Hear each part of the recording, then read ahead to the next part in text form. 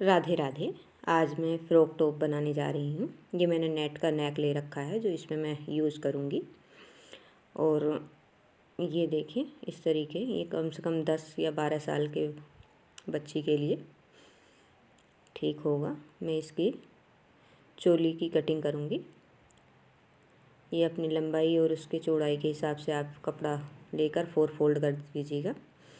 ये मैंने 3 इंच पर इसके नेक पर निशान लगाया है और 6 इंच पर इसके मुड्ढे पर तिहरा जो होता है वो निशान लगाया है, और नीचे मैंने ये 6.5 इंच पर निशान लगाया है। और इन निशानों को अब अच्छे से मिला लेंगे।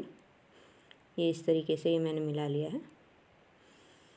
और ऊपर ये कंधी का मैंने आधा इंच पर निशान लगाकर इसे तिरछा नेक पर मिला लिया है इस तरीके से। अब मैं इसके सीने पर निशान लगाऊंगी। ये मैंने 7.5 इंच पर लगाया है और 1.5 इंच एक्स्ट्रा ये मैंने मार्जिन के लिए रखा है। और ये कमर है, कमर ये मैंने 6.25 इंच पर लगाई है और ये 1.5 इंच मैंने एक्स्ट्रा मार्जिन के लिए रखा है। ये आप अपने नाप के हिसाब से निशान लगाइएगा।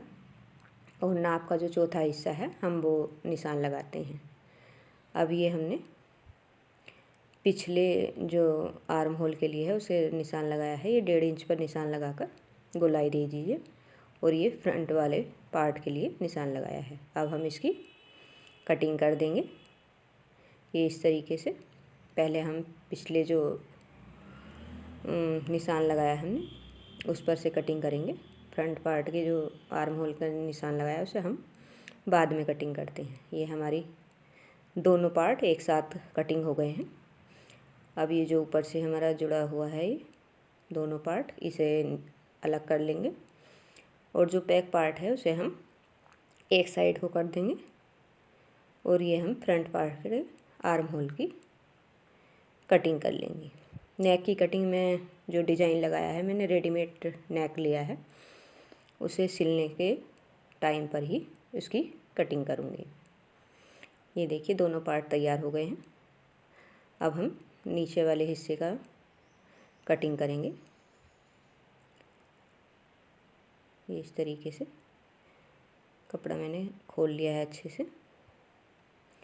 और जो मैं इसकी लंबाई रखूँगी ये मैं 40 इंच रखूँगी। जो इसके मतलब प्लेट भरी जाएंगी तो ये सब इसमें ही कंप्लीट हो जाएगा। मार्जिन वार्जिन की इसमें कोई ज़रूरत नहीं है। और सिंपली इस तरीके से मैंने 40 इंच की चौड़ाई में कर इसे डबल फोल्ड कर लिया है। और अब हम ये मुझे जो लंबाई रखनी है इसकी वो मुझे 13.5 इंच रखनी है। इसलिए मैंने 13.5 इंच पर निशान लगाकर पहले इसकी मैं कटिंग कर देती हूँ। इसे जो अलग हिस्सा है उसे निकाल देती हूँ। और ये किनारी भी आप जो साइड से है उसे निकाल दें। इस तरीके से निकाल कर ये मैंने डबल मतलब 4 फोल्ड हो गया है अब ये कपड़ा। और ये 13 इंच जो है, 13.5 इंच नहीं है 13 इंच है। ये मैंने 13 इंच की लंबाई में रखा है। चौड़ाई इसकी 40 इंच रहेगी और जो इसकी लंबाई रहेगी वो 13 इंच रहेगी। अभी हमने इन निशानों को सीधा कर लिया है इस तरीके से। और इसकी हम कटिंग कर लेंगे। इस तरीके से मैंने इसकी कटिंग कर दी है। और ये कटिंग करके हम दोनों पार्टों को अलग कर लेंगे। ये 2 पार्ट हो गए हैं, बैक और फ्रंट पार्ट में दोनों में ही अलग अलग पार्टों में हम इसका जॉइंट करेंगे। इस तरीके से 2 पार्ट तैयार हो गए हैं। ये दोनों ही पार्ट हम कटिंग करके अब इसे अलग रख देंगे। अब इस तरीके से हम इसकी स्लीव्स की कटिंग करेंगे। ये मैंने डबल फोल्ड कर लिया है। और जो इसकी लंबाई रखी है मैं 9 इंच रखूँगी। स्लीव्स की लंबाई जो है वो 9 इंच पर रखी है। और इसे इस तरीके से फ़ोल्ड कर लिया है। अब हम इसकी कटिंग कर लेंगे क्योंकि ये हमारी लंबाई कंप्लीट हो गई है। और इस तरीके से इसे 4 फोल्ड कर देंगे। ये 4 फोल्ड करने के बाद ये देखिए मैंने इसका निशान लगा दिया है। जितनी हमें आर्म होल की गोलाई पर रखना है उतना आप निशान लगाएं और ऊपर से हम 3 इंच पर निशान लगाएंगे इस तरीके से, और ऊपर की साइड गोलाई दे देंगे। ये हमने गोलाई दे दी है ऊपर की साइड से, और नीचे हम फिटिंग का निशान लगाएंगे। ये 4.5 इंच पर निशान लगाया है और 1.5 इंच ये एक्स्ट्रा मार्जिन के लिए रखा है। अब हम दोनों निशानों को इन्हें सीधा कर देंगे इस तरीके से। ये हमारी स्लीव्स तैयार हो गई हैं। अब हम इनकी कटिंग कर देंगे। ये मैंने दोनों स्लीव्स एक ही साथ निकाली हैं इस तरीके से।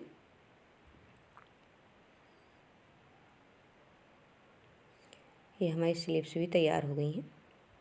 अब हम इनकी स्टिचिंग करेंगे। ये देखिए, ये सबसे पहले हम फ्रंट पार्ट लेंगे और इस पर नेक को जॉइंट करेंगे। ये हम बीच भाग निकाल रहे हैं और इस पर निशान लगाएंगे। निशान लगाकर इस तरीके से अच्छे से इसे फैला लेंगे और इस पर भी पहले बीच का निशान लगाएंगे। और ये जो बीच में निशान लगाएंगे उसको पार्ट के इस तरीके से बीचों बीच मिला लेंगे, जिससे हमारा ये नेक इधर उधर खिसके ना। और इस तरीके से मैं इसे पिन अप कर लूँगी जिससे कि ये कपड़ा हटे ना।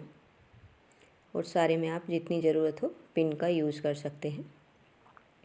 और इस तरीके से इसके कढ़ाई के किनारे किनारे आप इस पर सिलाई लगा दें इस तरीके से। ये हमारी सिलाई लगकर तैयार हो गई है। ये हमारे इस तरीके से कंप्लीट हो गया है ये। और इसे हम पिन निकाल लेंगे और इसकी हम मार्जिन लेते हुए कटिंग करेंगे। सिलाई से मतलब इतना मार्जिन रखें कि सिलाई ना कटे बाहर बाहर, और इस पर छोटे छोटे कट लगा दें जिससे कि ये सीधा हो जाए और अच्छे से फोल्ड हो जाए, इसमें कोई दिक्कत ना हो। इस तरीके से देखिए, ये मैंने सीधी साइड को फोल्ड कर लिया है। और अब हम एक सिलाई इसके ऊपर और लगाएंगे जिससे कि ये कपड़े में सेट हो जाए इस तरीके से। इस पर आप ये सिलाई लगा दें और ये हमारा नेक जो है बनकर तैयार हो गया है। अब हम इसे साइड से सेट करेंगे।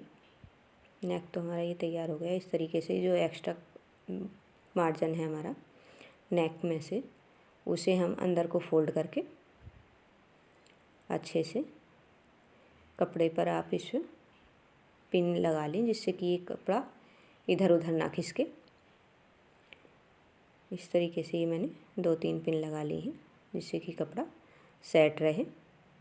और इसे अंदर की तरफ को फोल्ड करें एक्स्ट्रा कपड़े को, और इस पर इसी तरीके से चारों तरफ से अच्छे से सिलाई लगा दें। ये सिंपली इसी तरीके से इस पर सिलाई लग जाएगी। ये हमारी इस पर नेक जॉइंट हो गया है। ये देखिए, ये नेक बनकर हमारा तैयार हो गया है। फ्रंट पार्ट हमारा तैयार हो गया है। अब हम बैक पार्ट का जो नेक की कटिंग करेंगे, तो हमने कटिंग करी थी फ्रंट वाले नेक की, उसे रखेंगे। तो चौड़ाई तो हम सेम उसी के बराबर लेंगे और लंबाई हम जितना मन है 2.5 इंच 3 इंच उतनी कर सकते हैं। ये मैंने 2.5 इंच लिया है और इस तरीके से गोलाई दे दी है। और इसकी कटिंग कर दी है।